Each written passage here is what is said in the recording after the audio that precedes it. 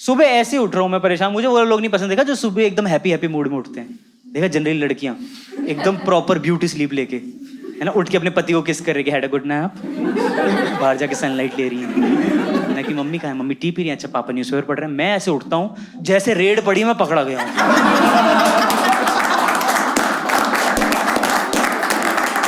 एकदम भौचक्का, हाँ हाँ पुलिस पुलिस। मैं इतनी जोर से चिल्लाता हूँ, मेरे पापा हैंड्स अप करके सोफे के पीछे छिप जाते, कहाँ है पुलिस। दिक्कत है ना, सपने इतने खराब आते हैं हमें। और मुझे वो लोग नहीं पसंद जो कहते हैं सपने देखने चाहिए, सच होते हैं। भाई मेरे सच हो के मेरी गांड लग जाएगी। इतने बेकार सपने आते हैं ना मुझे, एकदम मीडियोकर एवरेज सपने, ऐसे लगता लाइफ ही चल रही है। ईएमआई नहीं भरी, घर पे बैंक वाले आ गए। सपने में एक्स्ट्रा टाइम मांग रहा हूं। मेरे बच्चों ने अंगूठा लगवा के मेरी जायदाद अपने नाम कर ली। बुरा मुझे इस बात का नहीं लगा कि जायदाद अपने नाम कर ली, बुरा इस बात का लगा कि हरामजादों ने यहां भी अंगूठा लगवाया है। साइन नहीं मांगे उन्होंने मुझसे कि बाप तो हमारा अनपढ़ ही है, ये अंगूठा ही लगाएगा। कभी ऐसे नहीं हुआ कि एक ब्यूटीफुल आइलैंड में मैं 10 हॉट लड़कियों के साथ फंस गया हूं। अगर मैं फंस भी जाऊं ना तो मेरे अलावा बाकी 10 बाहर जाने का रास्ता ढूंढ रही होती है। आप लोग साथ नहीं कि कभी सो के उठे हो और ऐसे लगे कि ये सपना नहीं वेब सीरीज थी, दोपहर को दोबारा सो रहे हैं सीजन 2 देखने के लिए। मेरे साथ तो बहुत होता है, बहुत ही क्रिएटिव सपने, at the same time mediocre. वहां भी गरीब हूं मैं। मैंने देखा एक बार सपने में मेरे पीछे एक मर्डर पड़ा है गन लेके।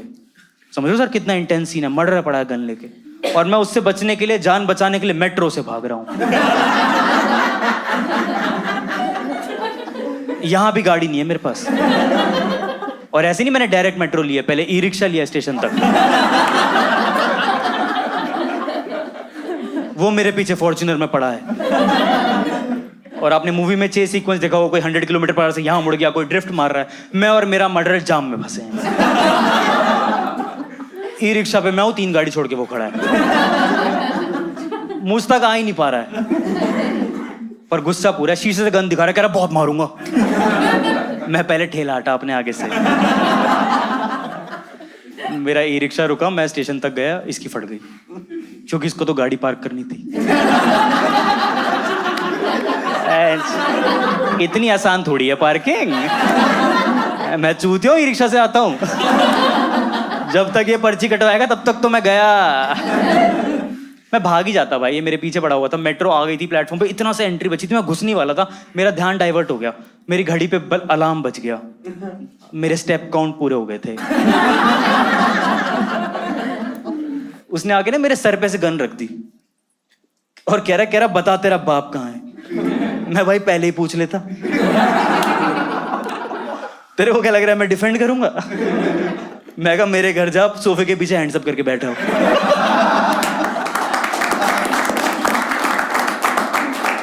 ऐसे बाहर नहीं आएंगे, एक बार पुलिस पुलिस बोल दियो। फिर मैंने रियलाइज किया, मैंने ड्रीम्स के बारे में पूरा पढ़ा कि हमें ड्रीम्स ऐसी क्यों आती है। आप लोगों को पता है एक कॉन्शियस माइंड होता है, एक सबकॉन्शियस माइंड होता है। और उसने बताया था कि जैसे तुम्हारे आसपास सराउंडिंग्स में इवेंट्स हो रहे हैं ना, उसके वजह से तुम्हें सपने आते हैं। फिर मुझे जस्टिफाइड लगा क्योंकि मैं वेस्ट दिल्ली में रहता हूँ। हाँ, वहाँ वारदात होते हुए आप लाइव देख सकते हैं।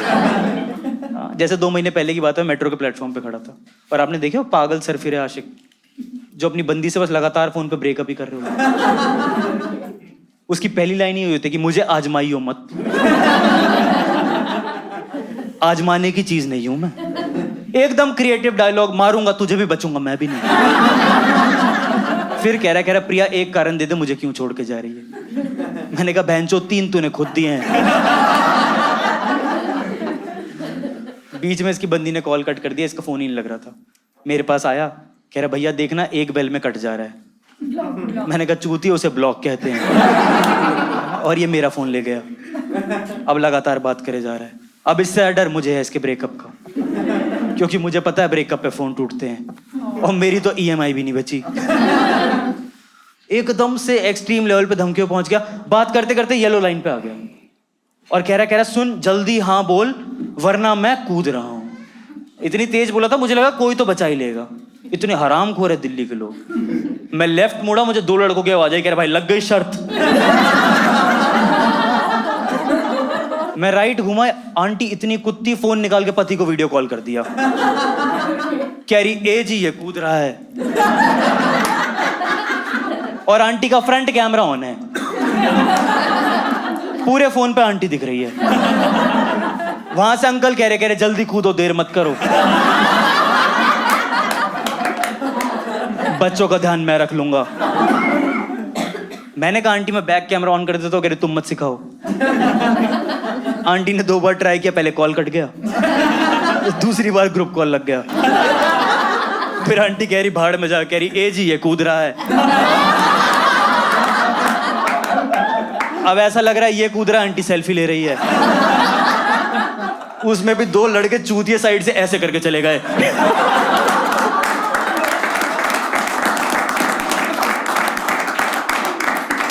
इतनी आलसी आंटी, अभी भी ढंग से नहीं आ रहा हो, खुद नहीं हिली, उसको कह रही बेटा थोड़ा इधर आके कूदो।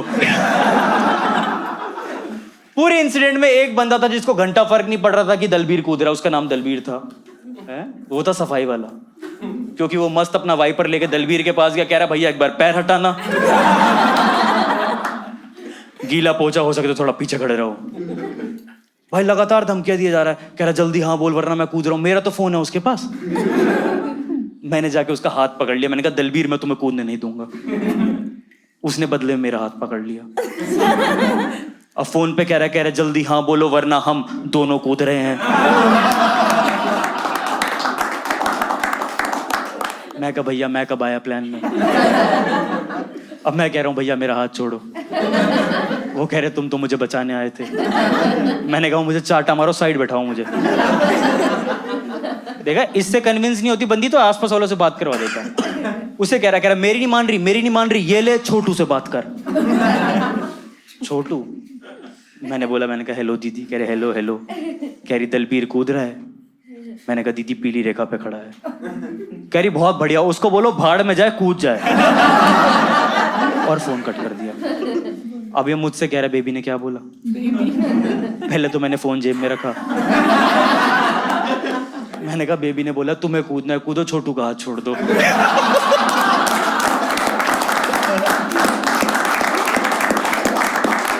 छोटू की क्या गलती है ना। इसने पूरा सुन लिया भाई और ये रोने लग गया। उसको पता लग गया कि ब्रेकअप हो गया। उस दिन मुझे पता लगा लड़कों को बिल्कुल ही कंसोल करना नहीं आता। मैम अगर कोई लड़की होती ना पक्का बोलती कि कोई बात नहीं दलबीर, एक गई है 100 आएंगी, परेशान मत हो। मैंने पता क्या बोला, मैंने कहा दलबीर बिल्कुल मत रो, अगली मेट्रो आएगी कूद जाना।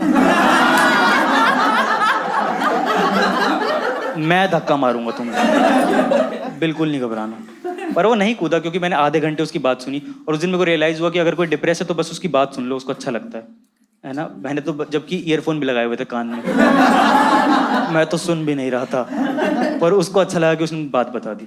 क्योंकि मैं उस टाइम पे काफी डिप्रेस था, मेरे दादाजी की डेथ हुई थी है ना, बहुत सैड माहौल था। और मैंने उस टाइम पे देखा कि अपने दोस्तों को ही मत फोन करो दुख बताने के लिए, खासकर लड़के दोस्तों को तो बिल्कुल ही नहीं। ये बस जीतना चाहते हैं। मैंने बोला भाई मेरे दादाजी की डेथ हो गई। कह रहा भाई मेरे दादा दादी दोनों की डेथ हो गई। 1-0 चल रहा है क्या? हम पेटीएम सीरीज खेल रहे हैं। कुछ भी बोल दो कि भाई मेरा बाप तिहाड़ जेल में है, मेरा बाप तिहाड़ में था, आज रिहाई, कल सुनवाई, परसों फांसी। क्या ही जीत लोगे तुम इससे भाई। एट द सेम टाइम लड़कियां इतनी क्यूट होती हैं भाई। मैंने अपनी गर्लफ्रेंड को फोन किया, मैंने कहा hi Prerna, my grandfather passed away. कह रही मैं एक थेरेपिस्ट का नंबर दे रही हूँ, यूएस का थेरेपिस्ट है, इससे बात करना, तुम सबको अच्छा लगेगा। हमने बात करी, 20 मिनट में ठीक हो गए हम। जैसे उस थेरेपिस्ट ने अपनी फीस बताई, फोन स्पीकर पे था, कह रही 20,000 ओनली। मेरा पूरा खानदान एक साथ डिप्रेशन से बाहर आया है। सबसे पहले मेरे पापा बाहर आए हैं। भूल ही गई डेथ हुई, हंस के बता रहे, कह रहे मर गए। मेरी मम्मी कह रही जल्दी फोन काट, जितनी जल्दी इसने फीस बताई है अकाउंट से भी निकाल लेगी। फिर मैंने दोबारा कॉल किया प्रेरणा को, मैंने कहा hi Prerna, the therapy did not work. कह रही क्यों, वाज शी नॉट अवेलेबल? मैं कहा she was available, money was not.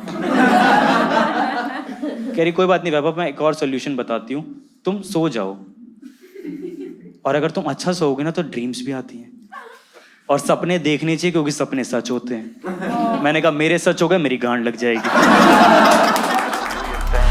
Wake up, today's gonna be a good day. be a good day.